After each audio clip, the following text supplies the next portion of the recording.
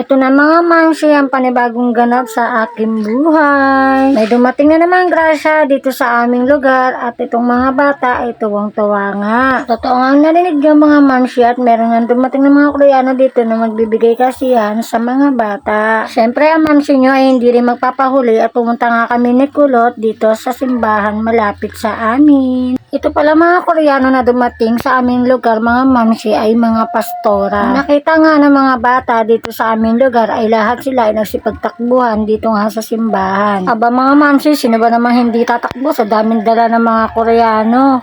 Hala hindi! Bago nga nagsimula ang palaro mga mamsi ay syempre ay nagsimba muna kami dahil nga si pastor ay may dala-dala nga mensahe galing kay Lord. Dahil Koreano nga siya mga mamsi, syempre meron translator para maintindihan din ng ibang mga kabataan kung ano yung kanyang sinasabi. At pagkatapos nga ng misa mga mamsi ay nagsabi na nga sila na magpapalaro nga sila sa mga bata. Alam niyo ba mga mamsi, mai-share ko lang po ito pong simbahan ay matagal na po talaga to at talaga po nagbibigay po talaga sila ng mga relief at mga school supplies sa mga bata po dito sa aming lugar. Sa pagkakaalam ko po mga mamsi ay sa Koreano po talaga itong simbahan na to at sila po yung nagpatayo. So yung alam ko pong namamahala dito ay mga Aita.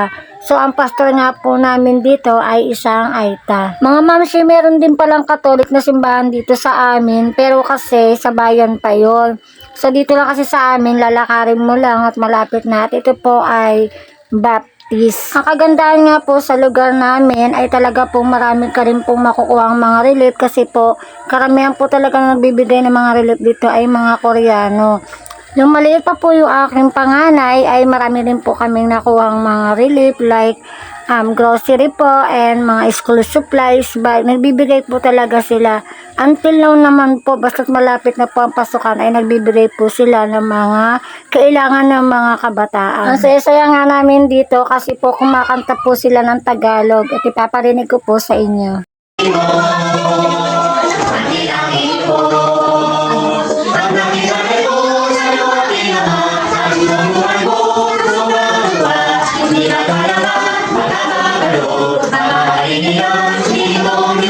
Kumanta sila ng God song at Tagalog pa to mga mamsi at talagang pinaghandaan nila para maintindihan din po ng mga kabataan kung ano po yung kanilang sinasabi. Nagpapasalamat din po ako sa kanila mga mamsi kasi po kahit papano ay natutugunan din po nila yung pangangailangan ng mga tao dito at alam na alam din po nila kung ano ang mga kailangan ng mga tao nakatira dito sa aming lugar. Ang kagandahan lang talaga mamsi, pag tungkol talaga sa Panginoon, kahit anong lengguwahe pa yan, ay maiintindihan natin. Pasensya na po mga mamsi kung may naririnig po kayong maingay kasi po yung kapitbahay ko ay nagpapatugtog. So kayo na lang po yung mag-adjust. Hala hindi! Fast forward na nga tayo dito mga mamsi, naglagay nga sila ng bag dyan na may drawing at sila nga mismo yung magkukulay niyan at lalagyan nga na nila ng pangalan. At pagkatapos nga nilang kulayan yung bag at lagyan ng pangalan, aba syempre sa kanila na yan. Makikita mo talaga yung saya sa mga bata, tuwan-tuwa nga sila sa kanilang ginagawa. Pagkatapos nga ng pinapagawa sa kanilang activity at ito nga mga mamsi ay nagpalaro na nga sila, tuwan-tuwa nga mga kabataan dito. Hanggang dito na lang po ang aking vlog. God bless.